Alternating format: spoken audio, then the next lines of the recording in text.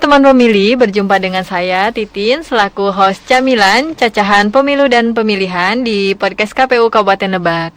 Pada episode kali ini kita akan mengenal lebih dekat dengan anggota KPU Kabupaten Lebak, yaitu Bapak Agus Sugama sebagai Ketua Divisi Perencanaan Data dan Informasi. Assalamualaikum Bapak, gimana kabarnya hari ini? Waalaikumsalam warahmatullahi wabarakatuh. Alhamdulillah sehat walafiat.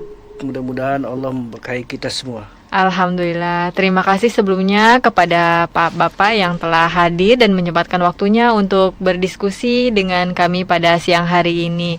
Teman pemilih, melanjutkan episode sebelumnya untuk mengenal lebih dekat dengan anggota KPU Kabupaten Lebak. Kali ini kita akan berbincang dengan Bapak Agus Sugama selaku Ketua Divisi Perencanaan Data dan Informasi. Baik Bapak, sebelum kita masuk ke pembahasan mengenai tugas-tugas Bapak di KPU Kabupaten Lebak, boleh diceritakan sedikit tentang perjalanan Bapak sebelum menjadi komisioner, khususnya dalam peran sebagai penanggung jawab di Divisi Perencanaan Data dan Informasi. Terima kasih Bu Titin selaku moderator ya. Ya baik Pak. Sebelum saya masuk ke dalam penyelenggara sebagai KPU Kabupaten Lebak yang dimulai tahun 2019 sampai 2024, lalu berlanjut pada periode yang kedua 2019 sampai 2030. Sebelumnya saya ialah sebagai pekerja honorer biasa. Baik. Dan kemudian di samping itu juga artinya ketika pada proses menjadi honorer, kami pun sudah mencoba untuk menjadi penyelenggara di tingkat kecamatan, yang alhamdulillah pada waktu itu saya sudah di tahun 2017-2018 menjadi Panwas, panitia pengawas pemilu di tingkat kecamatan, yang khususnya di Kecamatan Cipanas. Baik. Lalu kemudian saya mencoba keberuntungan di tahun 2019. Alhamdulillah di periode pertama saya bisa menjadi anggota KPU Kabupaten Lebak di tahun 2019. Mungkin itu pengalaman sedikit saya sebelum saya menjadi komisioner. Baik Pak, hebat sekali ya Pak. Dari perjalanan panjang hingga kini jadi anggota KPU Kabupaten Lebak. Apa yang mendorong Bapak memilih jalur ini? Sebetulnya yang pertama itu kayaknya adanya ketertarikan menjadi penyelenggara pemilu. Kemudian bahwa ketika saya menjadi penyelenggara, kita bisa ikut serta dalam demokrasi yang ada di Indonesia, khususnya di Kabupaten Lebak. Mungkin itu. Baik Pak, tadi kan Bapak sudah menceritakan ya sedikit perjalanan karir Bapak pada sampai dengan sekarang menjadi komisioner KPU Kabupaten Lebak. Berarti Bapak sudah 2 periode ya Pak ya? Alhamdulillah saya di 2 periode 2019 sampai 2024, kemudian berlanjut terpilih kembali terakhir masa tugas 2029. Alhamdulillah. Mudah-mudahan pemilu yang berikutnya saya masih dapat mengikuti proses pemilu dan pilkada Amin, selanjutnya. amin. Baik Pak, bisa dijelaskan kepada teman pemilih nih Pak, apa saja ruang lingkup, tugas pokok dan fungsi Bapak dalam peran sebagai Kepala Divisi Perencanaan Data dan Informasi? Nah, dalam proses yang saya ampuh sekarang sebagai Ketua Divisi Perencanaan Data dan Informasi, itu kan di sini yang pertama ada perencanaan program dan anggaran. Nah, memang ada proses perencanaan dan anggaran ini. Yang pertama ialah menyusun rencana kerja anggaran tahunan 5 tahun ke depan pada KPU Kabupaten Kota. Kemudian melakukan evaluasi terhadap pelaksanaan program dan penggunaan anggaran. Nah, ini juga sangat penting ketika memang ada divisi-divisi lain yang mengajukan proses kegiatan apakah sudah linear dengan anggaran yang memang kita rencanakan 5 tahun ke depan. Baik, Pak. Lalu kemudian yang kedua pada proses pemetaan dan pendataan wilayah. Nah ini juga sangat penting melakukan pemetaan daerah ya, pemetaan daerah yang disebut kalau kata kita dapil, data daerah pemilihan. Baik. Itu juga yang di daerah pemilihan yang ada di Kabupaten Lebak itu ada 6 dapil. Dapil 1, 2, 3, 4, 5, 6 dengan jumlah kursi 50 kursi. Baik, Pak. Kemudian yang ketiga ada data pemilih. Nah, data pemilih inilah yang kadang-kadang menjadi alat yang sangat penting ya dalam proses pemilu. Bagaimana menurut saya penting karena tidak ada pemilu kalau tidak ada data. Baik, Pak. Nah, kemudian yang keempat terkait dengan informasi dan teknologi. Kemudian yang kelima penyusunan data dan informasi kepemiluan. Kemudian yang keenam koordinasi dan supervisi yang memberikan supervisi terhadap pelaksanaan tugas data dan perencanaan di tingkat kecamatan atau PPK dan PPS. Itu sekelumit tugas divisi data dan informasi, Bu Titin. Baik, Pak. Nah, dari salah satu tupoksi divisi Bapak tadi, ada tugas pemutakhiran data pemeliharaan data pemilih. Boleh dijelaskan nggak, Pak, sebagai gambaran bagaimana proses pemutakhiran data pemilih tersebut? Nah, proses data pemutakhiran data pemilih awalnya ini kan diambil dari data kepemiluan yang sebelumnya. Baik. Nah, dilakukan sinkronisasi melalui capil yang disebut DP4. Lalu dilakukan sinkronisasi ke KPU RI. Lalu data tersebut dikeluarkan oleh KPU RI yang sudah sesuai dengan hasil sinkronisasi DP4 dan hasil pemilu yang sebelumnya. Nah, dari proses itu kita akan melakukan proses coklit, pencocokan dan penelitian data yang memang kita miliki, apakah memang data tersebut sudah valid, apakah memang masih ada orang-orang yang belum terdaftar. Contoh seperti ini, ada beberapa data yang memang kita miliki data tersebut, orang tersebut sudah meninggal, tapi ternyata masih hidup.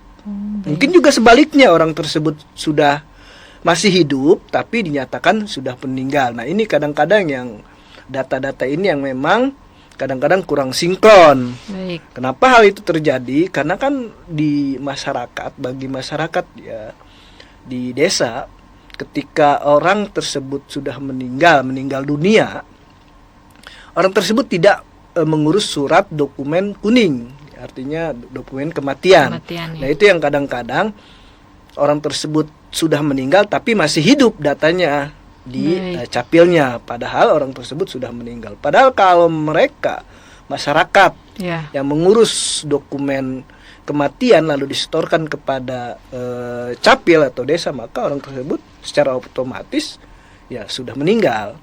Akan dicoret di data kependudukannya untuk sebagai pemilih. Itulah yang menjadi permasalahan, masih banyak ya permasalahan yang terjadi di khususnya di Kabupaten Lebak. Nah, ini sangat penting sekali ya, Pak, informasi ini untuk teman pemilih yang sedang menonton ya, Pak ya. Iya. Nah, kemarin kita sudah sama-sama melaksanakan pemilu dan pilkada serentak nih, Pak. Di divisi Bapak sendiri, ada nggak sih tantangan atau kendala yang sempat dihadapi?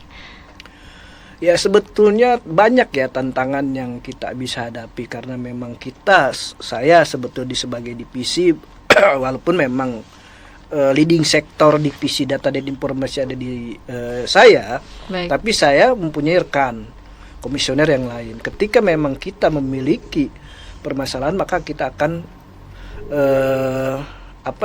mengadakan rapat bagaimana solusinya, jalan keluarnya agar permasalahan yang kita hadapi khususnya terkait data bisa diselesaikan dengan baik. Khususnya bukan pada komisioner saja, terkait dengan stakeholder yang memiliki kewenangan. Baik. Contohnya kalau di data itu kan ada Capil, ya, ada BPS, ada PBJS yang mungkin kita bisa bekerja sama, bersinergi terkait dengan data-data yang kita miliki. Baik, Pak.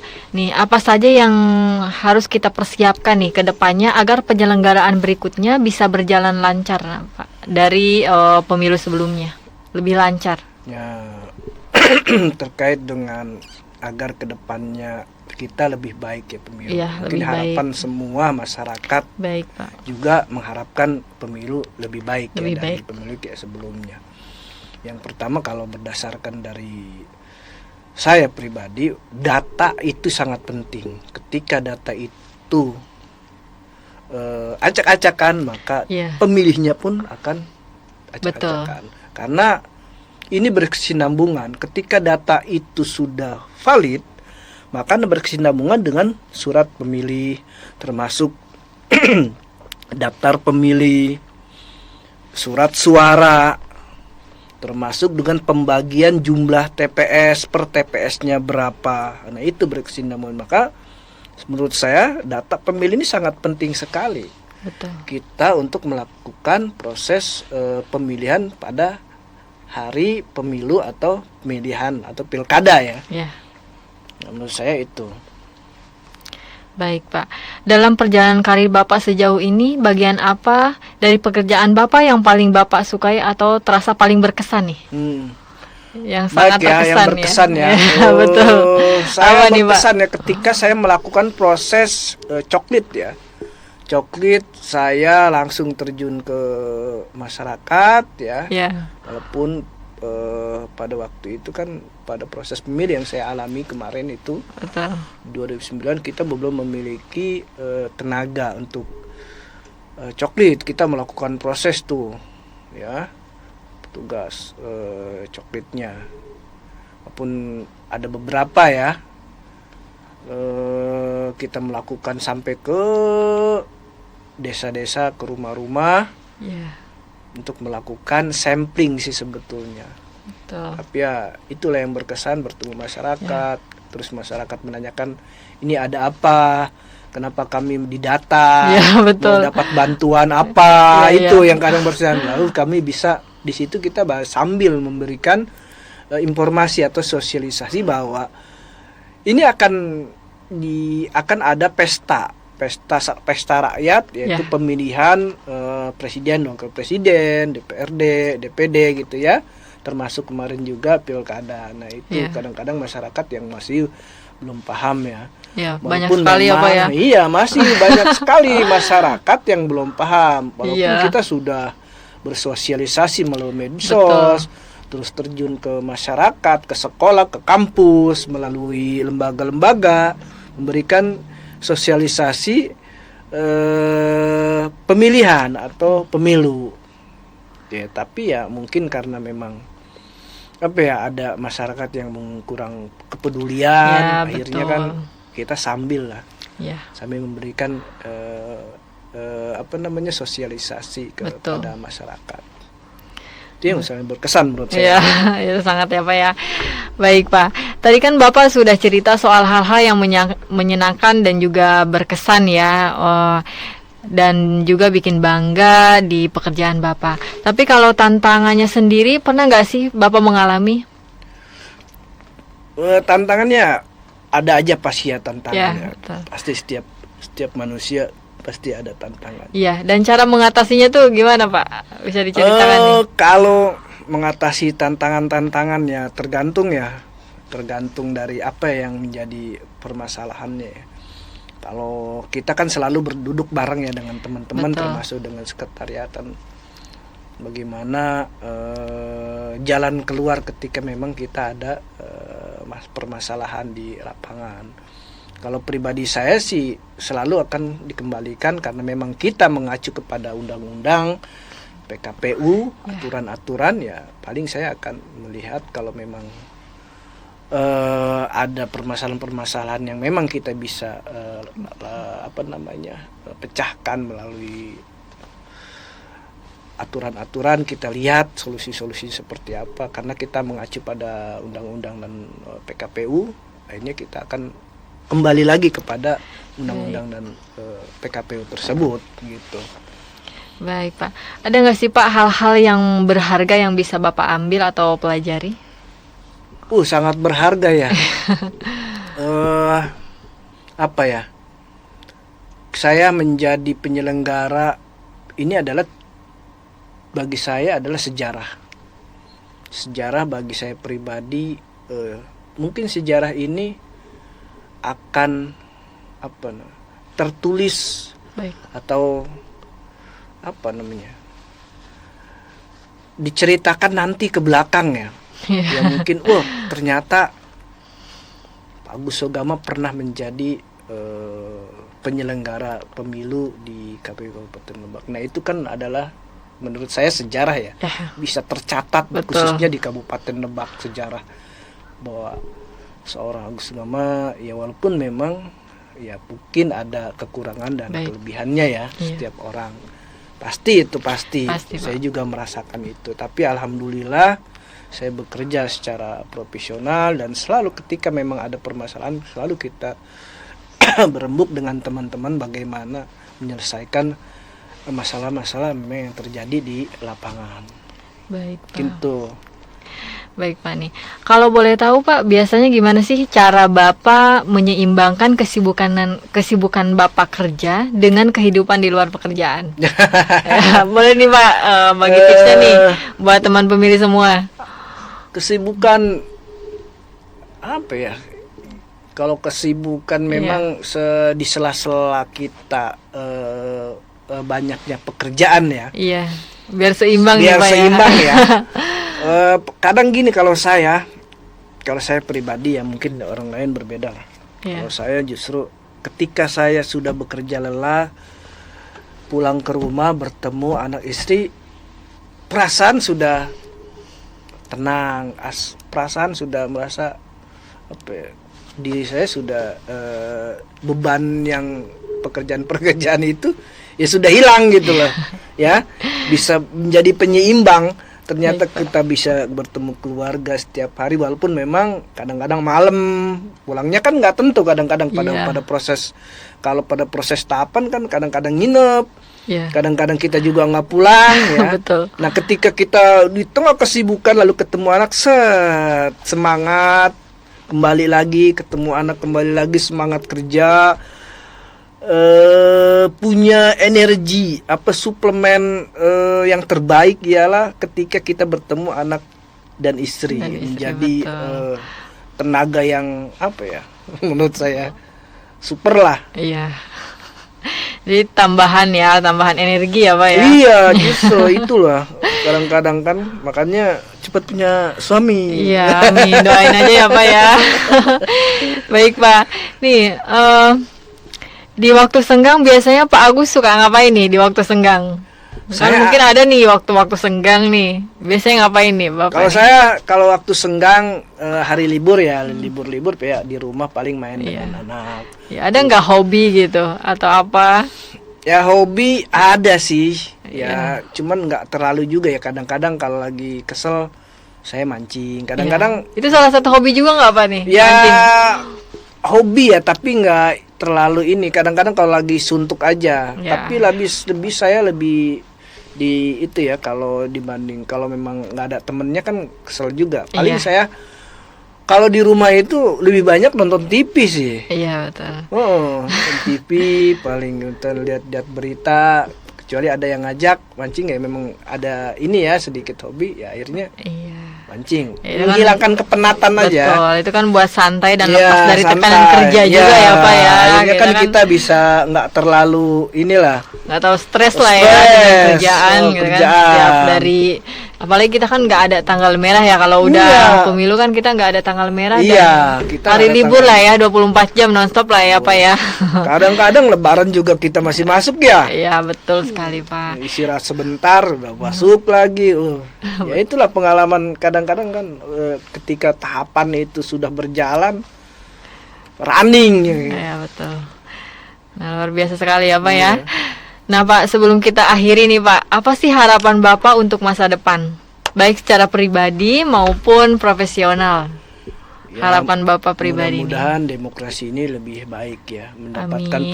pemimpin-pemimpin yang amanah Amin. ketika dipilih oleh rakyat, mendapatkan pemimpin yang benar, memberikan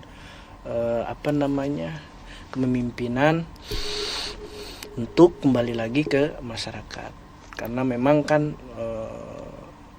presiden, kemudian DPRD itu kan dipilih oleh rakyat, dari rakyat untuk rakyat dan oleh rakyat. Gitu kembali lagi ke rakyat. Itu yang saya harapkan, mudah-mudahan setelah menjadi pimpinan kita ya bisa mensejahterakan rakyat dengan hasil pemilu yang baik tentunya ya. Baik Pak. Kalau untuk pribadi sendiri Pak, apa nih harapannya? Kayaknya itu juga sama ya. Sama juga ya.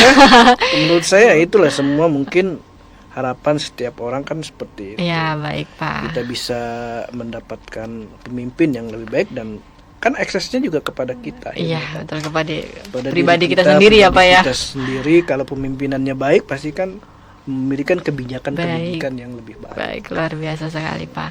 Wah nggak kerasa ya Pak ya, kita sudah sampai di penghujung episode nih. Terima kasih banyak buat Bapak yang sudah ya nggak apa-apa Pak, lanjut, yang sudah berbagi cerita, pengalaman dan pandangannya hari ini. Semoga penjelasan Bapak dapat memberikan jawaban dan wawasan bagi teman pemilih yang sedang menonton untuk mendengarkan podcast Camilan, Cacahan Pemilu dan Pemilihan. Baik teman pemilih, terima kasih banyak sudah menyimak siaran podcast KPU Kabupaten Lebak. Nantikan tayangan podcast KPU Kabupaten Lebak selanjutnya. Terima kasih, sampai jumpa. Assalamualaikum. Assalamualaikum warahmatullahi wabarakatuh.